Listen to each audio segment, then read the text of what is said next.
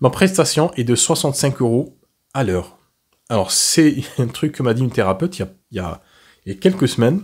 Je lui ai posé la question, je dis, quelle est ta politique tarifaire? Quels sont tes tarifs? Donc, elle me dit, oui, alors ma prestation, elle est à 65 € de l'heure. Et moi, je trouve ça super intéressant. C'est un peu génial, en fait, le 5. C'est le 5 qui m'intéresse, qui a attiré mon attention. Je dis, mais pourquoi 5? Et je sais pertinemment pourquoi il y a le 5. D'accord? Donc, avant de lui poser la question, je savais que, en fait, elle avait mis le 5. C'est une transaction, c'est une négociation qu'elle s'est faite avec elle-même. Et le 5 représente la poire ou la pomme coupée en deux. C'est-à-dire, elle s'est dite, 60 €, c'est le prix qui se fait. Et c'est un peu bas pour ce que je fais, parce que normalement, c'est 70 €. Je peux pas faire 70 € parce que je viens de me lancer. Et c'est comme si, en fait, les consultants savaient pertinemment qu'on vient de se lancer, chose qu'ils ne savent pas.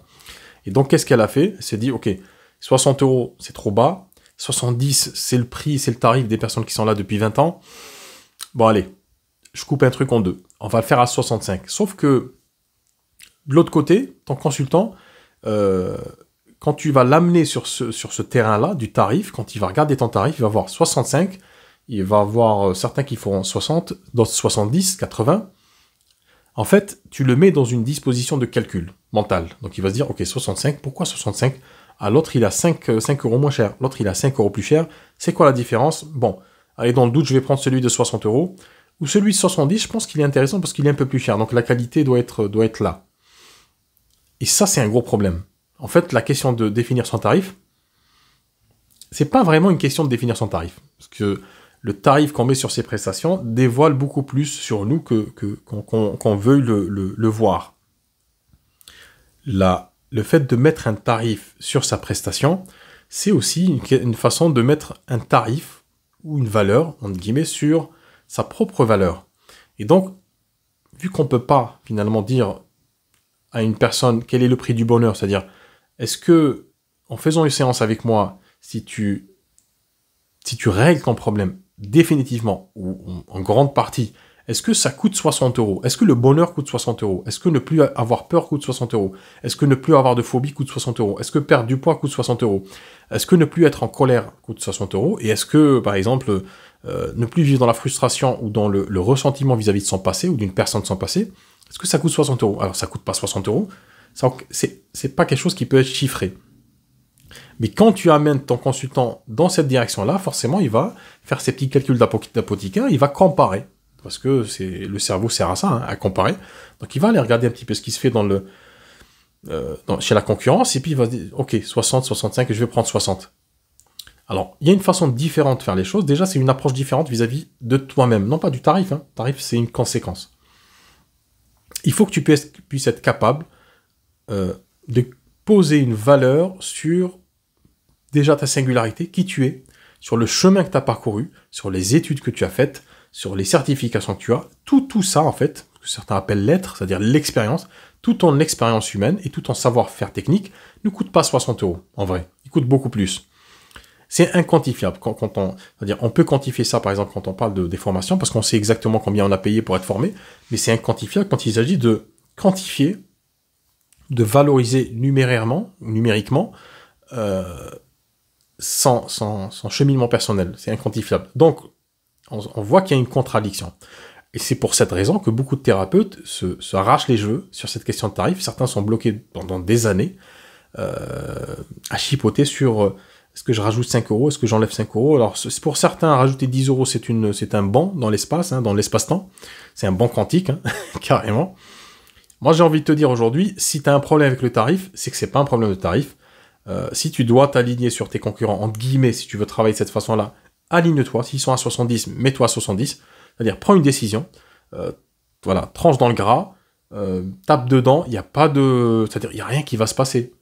La deuxième chose, c'est que tu vas avoir, parce qu'il y a aussi une autre idée un peu à la façon de Mère Teresa, c'est qu'on est le sauveur du monde. Donc, j'ai une pratique exceptionnelle, elle peut faire du bien aux gens, elle fait du bien aux gens.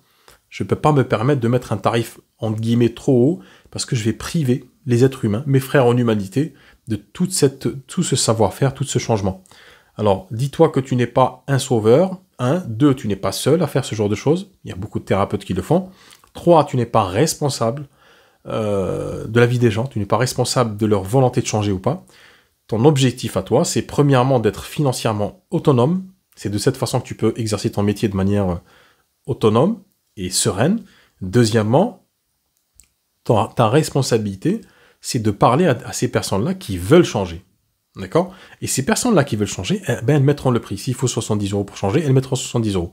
D'ailleurs, ce matin, je discutais avec une thérapeute qui me disait, oui, j'ai l'impression que ça fait un peu trop cher et tout, les gens, ils n'ont pas les moyens. Je lui ai dit, tu sais quoi? Fais cet exercice, fais-le vraiment. Va dans une grande surface, fais un tour et regarde ce qu'achètent les gens. C'est-à-dire, il y en a qui achètent des conneries à 70 balles, il y en a qui se font des repas, il y en a qui, je dis pas qu'il faut pas se faire de repas ou de manger, il faut manger, il faut s'habiller. Mais il y en a, si tu veux, c'est une question de priorité. Il y en a qui mettent de la priorité dans des choses qui sont pas, qui pour eux sont importantes à un certain moment de leur vie parce qu'ils compensent quelque chose, ils bougent des trous intérieurement. Et puis il y a d'autres personnes qui se disent non, je vais me priver entre guillemets de certaines distractions, de certaines choses qui me plaisent, avec lesquelles peut-être je compense une souffrance, et je vais travailler avec moi parce qu'in fine, finalement, je vais arrêter de me comporter de cette façon-là. Donc je vais arrêter la boucle, je vais casser la roue, je vais faire une halte et je vais travailler sur moi, je vais me faire accompagner pour changer. Donc les 5 €, les 10 €, ça change pas grand-chose parce que on peut faire comme ça et ça on le voit très souvent, on peut faire des économies comme ça sur des économies de bout de chandelle sur certaines choses, certaines prestations, certaines consommations qu'on fait.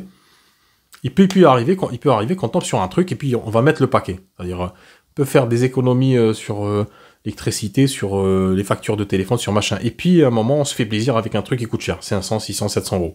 Ça peut arriver à tout le monde. Parce que cet achat-là, en fait, c'est un achat émotionnel en vrai. Donc, l'objectif, c'est pas d'être coincé, bloqué dans cette fausse idée du tarif. C'est que fixe ton tarif, si tu travailles à la séance, bien entendu, parce que si tu proposes des offres d'accompagnement, c'est différent, la logique est différente. Mais si tu travailles à la séance, ben, aligne-toi, mets le prix tarif qui te permet de vivre convenablement, et surtout, travaille sur toi-même, sur ta confiance en toi, et, c'est-à-dire adresse ton message, ton discours aux personnes qui veulent changer, pas les autres. Dans ce cas-là, tu vas forcément faire un choix. C'est ça qui pose problème aussi. Peut-être que j'en parlerai dans une autre vidéo. Donc, il faut faire un choix, parce qu'on dit que tout choix est discriminatoire, forcément. Choisir, c'est renoncer. Donc, tu vas renoncer à quelque chose, mais au final, si je reprends l'exemple de cette thérapeute avec laquelle j'ai discuté ce matin, elle habite dans une agglomération où il y a à peu près 15 000 personnes. C'est-à-dire, c'est pas en baissant son tarif qu'on va travailler avec 15 000 personnes. J'enlève les enfants, les personnes très âgées, etc. On va dire qu'il en reste 10 000. C'est pas en enlevant 5 € qu'elle va travailler avec 10 000 personnes. C'est pas en rajoutant 5 € qu'elle va travailler avec 2 personnes. Non. Il y a assez de personnes dans ce pays, dans ce monde, qui ont besoin d'être accompagnées pour travailler avec eux. Il y a assez de personnes, d'ailleurs, statistiquement, qui veulent changer, mais qui ne savent pas changer. Donc, concentre-toi sur ces personnes-là que tu peux aider réellement, parce qu'ils sont dans une logique de changement, d'investissement en soi, et à partir de là, tu vas voir que 5, 10 €, 20 €, ça change absolument rien en fait pour eux, parce qu'ils veulent travailler sur eux, et que cet argent qu'ils mettent dans l'accompagnement, en vrai, c'est un investissement qu'ils mettent sur eux-mêmes, au même titre que tu as fait cet investissement sur toi-même. Donc tu vois qu'il y a une symétrie finalement, intérieur et extérieur. Si tu te comportes de cette manière-là, en te disant les gens n'ont pas les moyens, etc., tu vas nécessairement baisser tes prix, et nécessairement n'attirer que des personnes qui pensent la même chose que toi, qui pensent qu'il faut faire des économies, etc. Et quand bien même tu attirais ces personnes-là, elles ne viendraient pas avec une logique de changement, elles viendraient avec, voilà, elles ont acheté un truc, et puis elles vont râler, oui, ça marche pas trop bien, etc. Elles ne sont pas dans une logique d'engagement, d'accord? Elles ne mettent pas l'attention et l'intention dedans. Mais si tu travailles avec les autres personnes, ben, ça va être beaucoup plus fluide, ce sont ces personnes-là qui voudront venir travailler avec toi. Comment on peut faire ça? Travaille sur ton offre, travaille sur ton message, sur la cohérence de ton message. Et pour faire ça, ben forcément, il faut que tu travailles sur toi-même, sur ta singularité, sur qui tu es, sur quelles sont tes valeurs et quel est ton message, ta mission de vie, et ensuite, quel est ton message thérapeutique. D'ailleurs, si c'est quelque chose qui t'intéresse, mon programme d'accompagnement, Symétrie, le nouveau programme pour cette année, fin d'année, début de l'année, est en marche. Il y a déjà une thérapeute qui a rejoint le programme, et une sophroanalyste. Donc, si ça t'intéresse, on va mettre tout ça au clair, on va tout poser, on va faire notre anamnèse, et puis on va construire quelque chose de cohérent et de solide, dans lequel tu peux développer ton activité, être dans l'abondance financière, c'est-à-dire être autonome financièrement, et aider les bonnes personnes.